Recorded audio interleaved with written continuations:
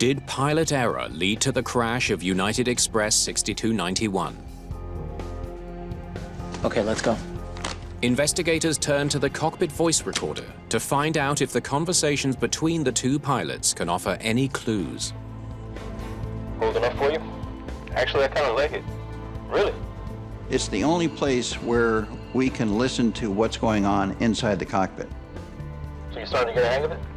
Oh, yeah. You can tell from the interaction between the captain and the first officer, whether they work better or they work worse. If one guy had a bad night, just by their comments, you can tell what they're doing. The CVR confirms that the crew was aware of the icing conditions. We're going to hit the rime soon. Okay, so they definitely knew what they were flying into. The question is, how did they deal with the icing?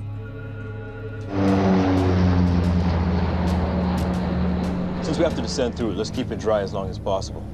Then we can bring it down real quick. Like so.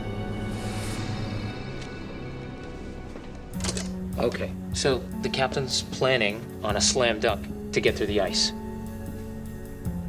Okay, continue.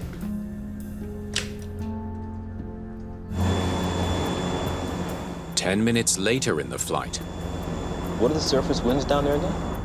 330 at 4 knots. Thanks. Tell you what, Yeah. bust the boots.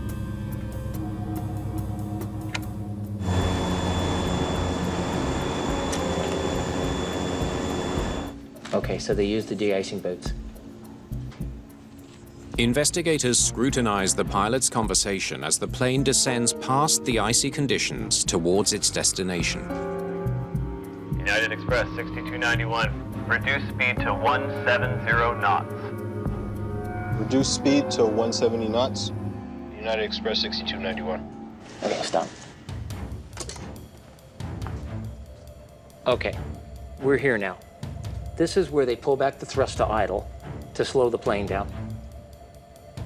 They were too fast at what's called the outer marker to lower the flaps and lower the gear properly. So the key thing that had to happen then is they had to slow down. Less than a minute later, they're cleared to land. United Express 6291, Columbus Tower. Runway 28 left, cleared to land.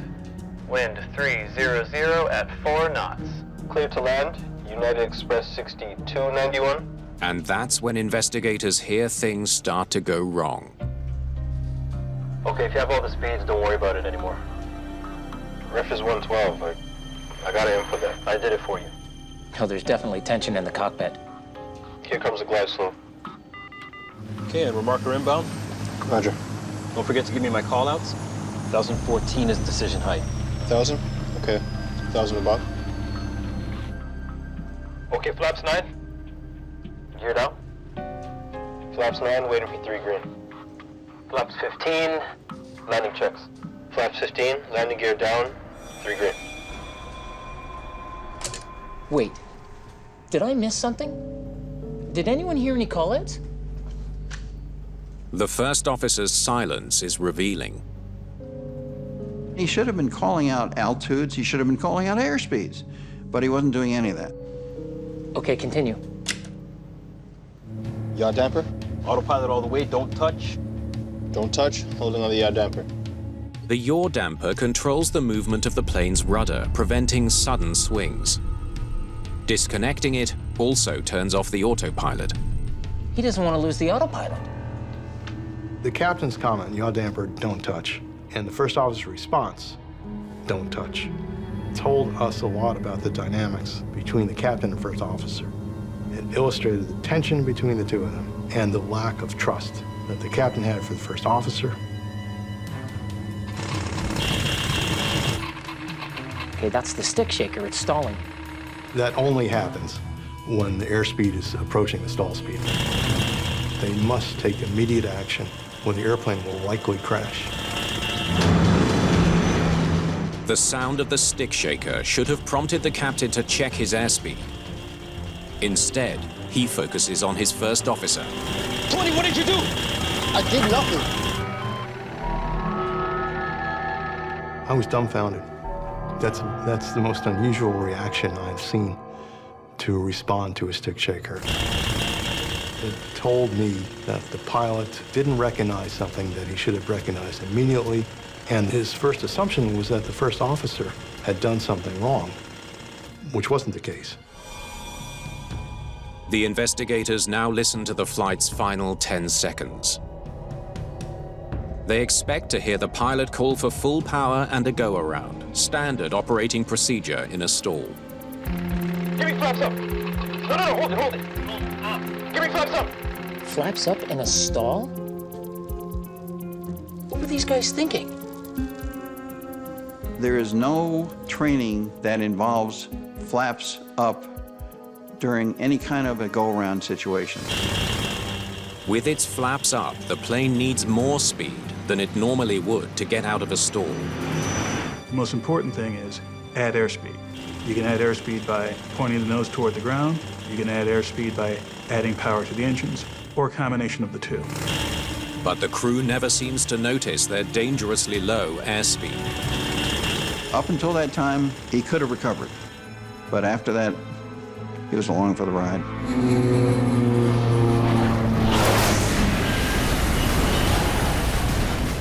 From the CVR, it's pretty clear that the captain did not feel he could rely on the first officer. It's also clear the first officer did not diagnose the need for the captain to increase the airspeed as he should have. And therefore, it's pretty clear that the team of the captain and the first officer was ineffective. Investigators established that the crash of United Express 6291 was caused by a series of pilot errors, leading to an aerodynamic stall.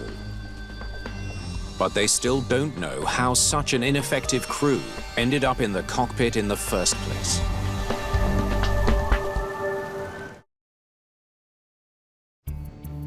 Investigator Dickinson and his team comb through United Express pilot records for background about the crew of Flight 6291.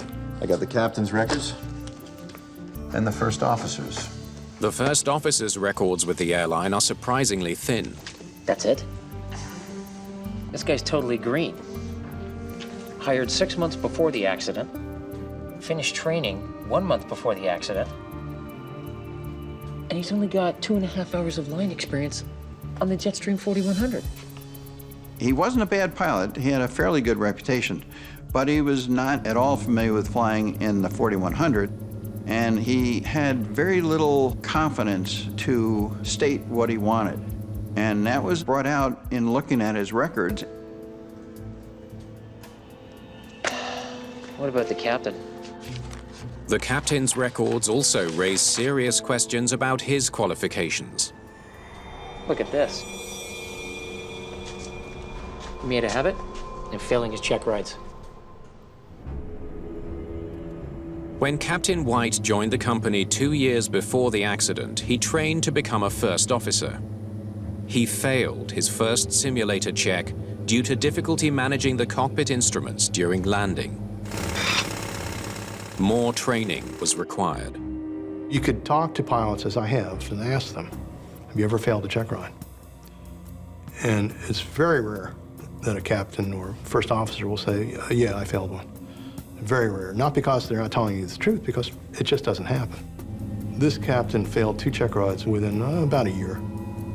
His second failure comes while training to captain the Jetstream 4100. The examiner notes he seemed unusually nervous performing an ILS approach.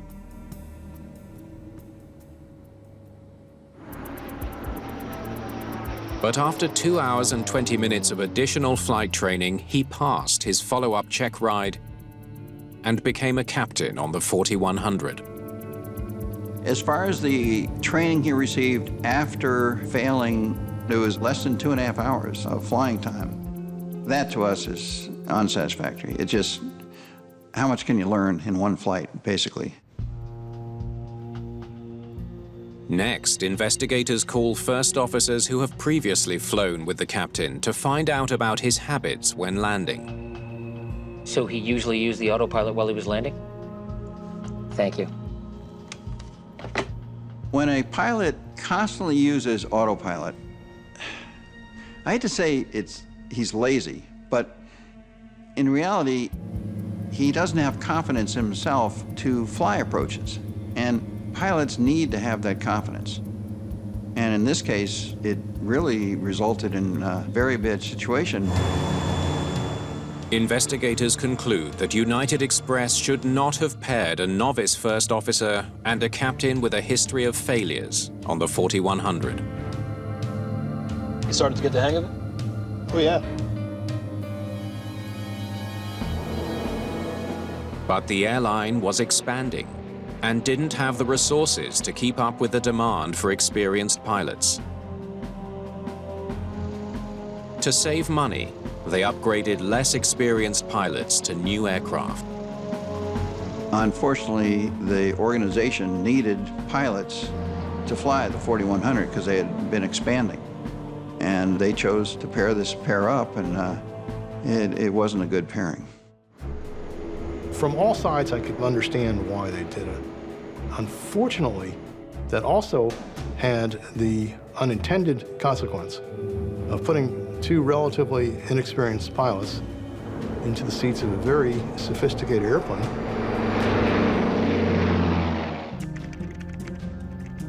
In their final report, the NTSB concludes that pilot error was the primary cause of the crash of United Express 6291. Yaw damper. Autopilot all the way, don't touch. Don't touch, holding on the yaw damper. An ineffective crew failed to notice their airspeed had dropped so low that a stall occurred. Tony, what did you do? I did nothing. And instead of increasing thrust as they should have, Give me flaps up. No, hold it. Give me flaps up. they raised their flaps, making the crash inevitable.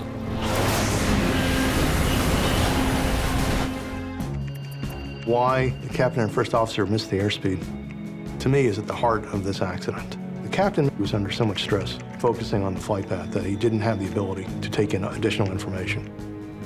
The first officer, who's inexperienced, we know that he was somewhat intimidated by the captain. Therefore, I don't believe he felt comfortable volunteering information to the captain that he wasn't 100% sure of. I think you put all that together, and one can understand, although not excuse, why they both missed the airspeed.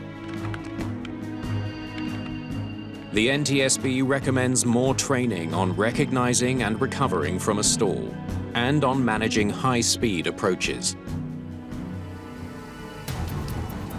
But one of the more notable results of the investigation comes out of the cabin rather than the cockpit of Flight 6291. The survivors indicated that they had a hard time releasing the buckle, and they struggled with it. They had to release tension in order to get the buckle to work right. We tested those belts and found when you put them under tension, they couldn't release them. So that's one of the good things that came out of this report, is the seat belts have all been replaced or taken out of aircraft that had these type of seat belts. It's a valuable finding from a tragedy that could have been avoided. This accident was very likely evidence of the flight crew, specifically the captain, perhaps leaning on technology too much.